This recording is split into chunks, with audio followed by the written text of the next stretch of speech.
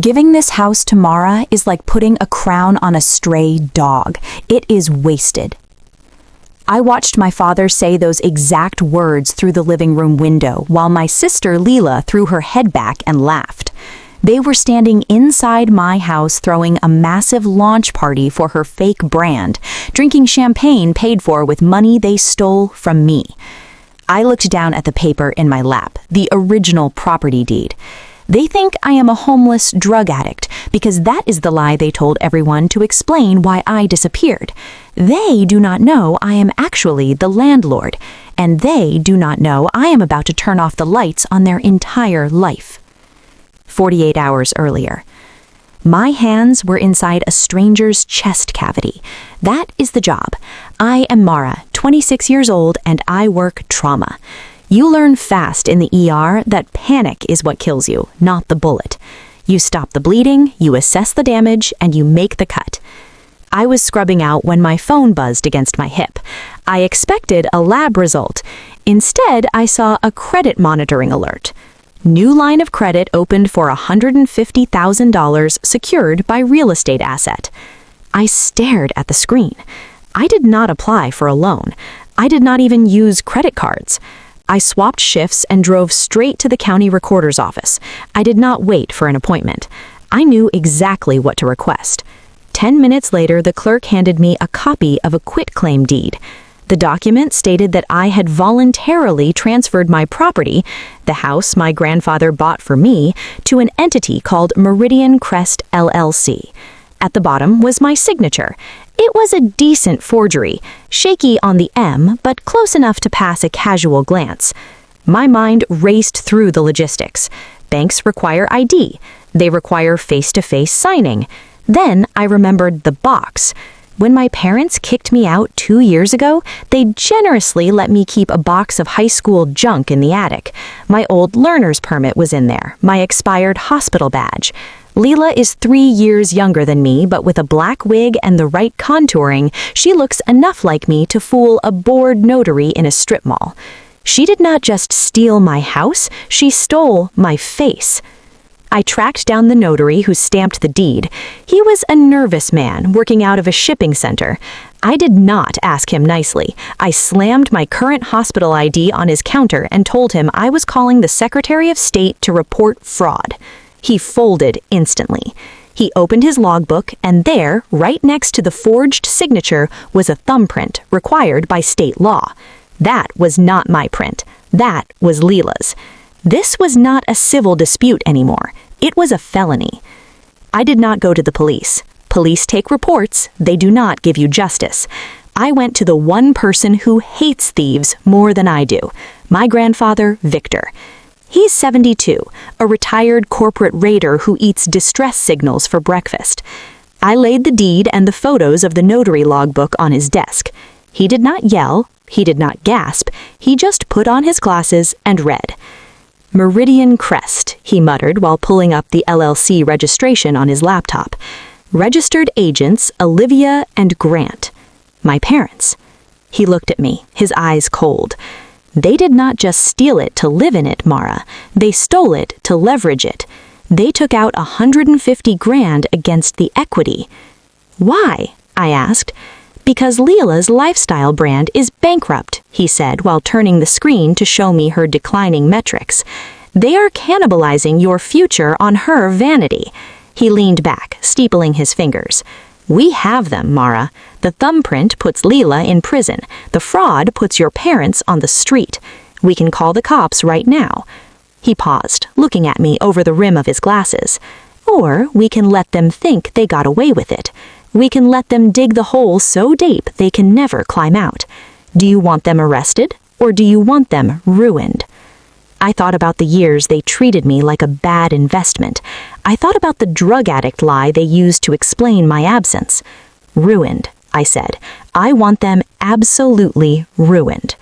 We incorporated Iron Gate Capital the next morning. It took 40 minutes and $200 in filing fees. My grandfather did not need a boardroom to destroy them. He just needed a letterhead. We built a website filled with stock photos of glass buildings and buzzwords like synergy and disruptive growth. To a real investor, it looked generic. To my parents, it looked like the answer to their prayers. Victor made the call. He did not introduce himself as my grandfather. He introduced himself as the senior managing partner of Narrated Capital, a firm looking to acquire high-potential lifestyle brands. He told them he had been tracking Leela's social media engagement, which was a lie. Her engagement was bot traffic, and that he saw unicorn potential. He offered to meet them for lunch, not in a restaurant, but in a private club downtown where membership costs more than my annual salary. He set the stage perfectly. He wore his Italian suit, ordered the most expensive scotch, and let them talk. I was not there, but Victor recorded the audio. I listened to it later in his office. My mother, Olivia, sounded breathless, desperate to impress. My father, Grant, used words like market penetration and brand equity while having zero understanding of either. Leela just giggled and talked about her vision. Then Victor dropped the hammer. "We are prepared to acquire the Leela Rowan brand for $2 million, he said. I heard the sharp intake of breath from my mother. $2 million? It was enough to pay off their debts, fund their lifestyle, and validate every delusion they ever held. However, Victor added, his voice smooth as silk, Narrated Capital focuses on tangible assets. We are not just buying the name, we're buying the infrastructure. The acquisition is contingent on the brand owning a flagship showroom. That modern estate you're operating out of, the glass house, that needs to be part of the portfolio. Debt-free, clean title." My father lied instantly. "We own it outright. It's the crown jewel." "Excellent," Victor said. "Then we can fast-track the closing. Prove the title is clean, and I will wire the $2 million. They walked out of that lunch drunk with greed. They did not question why a stranger wanted to give them a fortune. They only saw what they wanted to see. That night, my phone lit up with notifications. Leela was live streaming. I clicked the link. The camera panned around my living room, the room I designed, the room they stole. My parents were popping bottles of Dom Perignon. Adrian, Leela's fiancé, was toasting to visionaries. Then the camera landed on my father. He was red-faced, holding a glass high. "To strategy," Grant announced to the room full of strangers. "Some people might say we pushed the envelope to get here, but business is about management." He laughed, a wet, ugly sound. "We did not steal a house, we reallocated resources. Giving this estate to Mara would be like putting a crown on a stray dog. It is wasted. Leela is the high-yield asset. And look at us now, $2 million valuation." I watched the video loop. Crown on a stray dog. He admitted it. He admitted he viewed me as livestock, something to be managed and discarded, while Leela was the investment. He toasted to his own crime, thinking he had pulled off the heist of the century. He did not know the check was blank. He did not know the investor was the man who taught me how to read a balance sheet. And he certainly did not know that to get that imaginary $2 million, he was going to have to prove he owned a house that still legally belonged to the dog. The trap was set. Now we just had to close the door. The hangover from their victory party had not even faded when the doorbell rang at 9 the next morning. My parents were expecting a wire transfer. Instead, they got Elliot. Elliot is an old associate of my grandfather's. He looks like a man who audits funerals for fun. He walked into the glass house carrying a briefcase and the air of impending doom. I was not in the room, but the audio feed from the bug we planted in the floral arrangement was crystal clear. "Mr. and Mrs. Rowan," Elliot said, skipping the pleasantries, "we have completed the preliminary title search for the acquisition." "Great," my father said. I could hear the smile in his voice. "So when do we sign?" "We do not," Elliot replied. The silence that followed was heavy. "There is a lien on the property, a home equity line of credit for $150,000. The title is not clean." "That is just a leverage instrument," my father stammered. "We will pay it off from the proceeds of the sale. Deduct it from the $2 million. "Narrated Capital does not acquire debt," Elliot said. His voice was flat, bored. Our charter forbids purchasing assets with outstanding encumbrances. We require a clean chain of title at the time of signing. But you represented this property as unencumbered. Elliot cut him off. This changes the risk profile. The partners are ready to walk. No, my mother's voice pitched high. No, please, we can fix this. Just give us a little time. The offer expires in 24 hours, Elliot said. Provide proof that the lien has been satisfied and the title is clear by noon tomorrow, or the deal is dead. Good day. The door clicked shut. Then the screaming started. I sat in my grandfather's office listening to the panic unravel. They were trapped, and they did not even understand the mechanics of the cage. This is the cost of ignorance. My parents thought they were real estate moguls because they knew how to spend equity, but they did not understand the difference between valuation and ownership. They looked at the house and saw a $2 million price tag. They forgot that debt attaches to the deed, like a parasite. To sell the house to a legitimate buyer, or even a fake one with strict rules, you have to kill the parasite first. They had treated the house like a credit card, maxing it out to fund Lila's lifestyle. Now the bill was due, and they could not use the house to pay for the house. They needed outside cash. Where are we going to get $150,000 by tomorrow? Lila shrieked. Adrian, you said you had crypto assets. I cannot liquidate right now, Adrian said, his voice slippery. The market is down. I would take a bath. We cannot lose this deal, my father yelled. It is $2 million, Lila. We're set for life if we close this. Then pay it, Lila screamed back. You have your retirement accounts. You have the IRA. That is our future, my mother cried. That is everything we have left. You will get it back 10 times over tomorrow, Grant shouted. Do you not get it? We spend $150 today. We get $2 million tomorrow. It's a no-brainer. I took off the headphones. It was a no-brainer. Greed had bypassed their survival instincts. They were staring at the cheese so hard they did not notice the metal bar snapping back. They were about to liquidate their actual safety net to pay off the mortgage on a house they did not own, all to chase a pot of gold that did not exist. They're going to do it, I told my grandfather. He nodded, turning the page of his newspaper. Of course they are.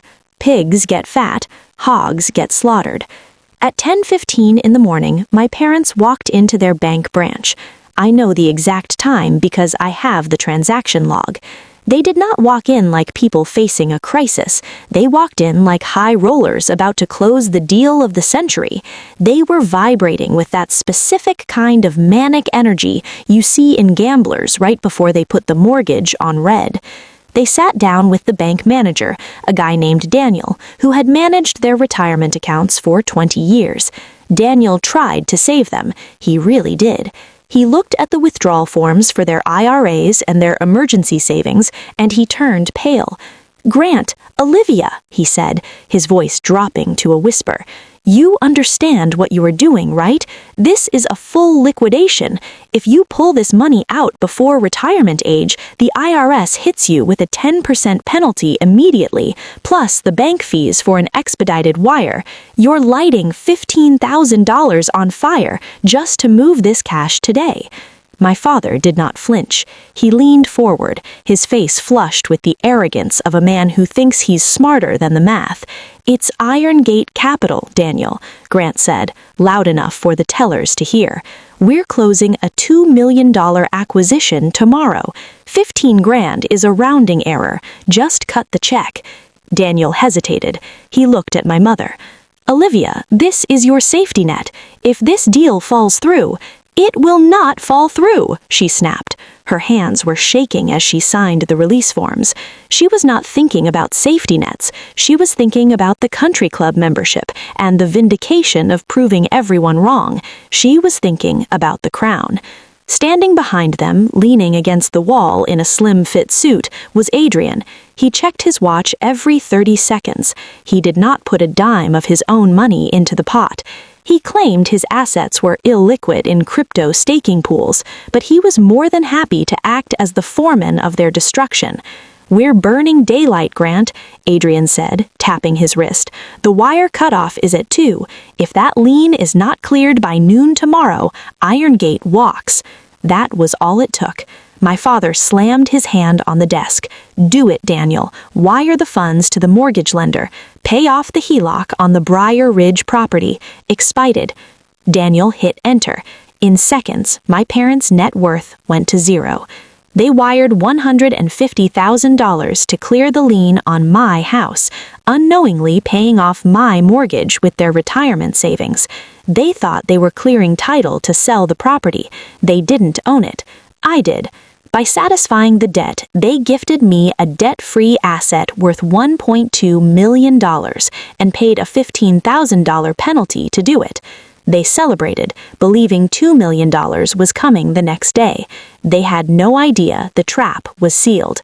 At the Four Seasons, my parents signed closing affidavits and a personal guarantee pledging their remaining assets against fraud.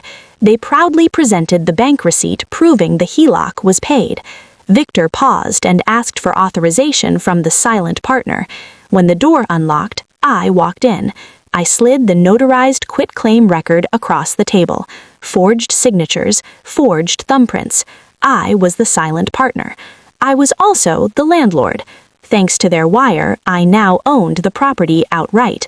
When my mother claimed they lied to protect me, I showed the rejection letter from my dream residency. They had told the hospital I was unstable and addicted to cover their eviction and deed fraud.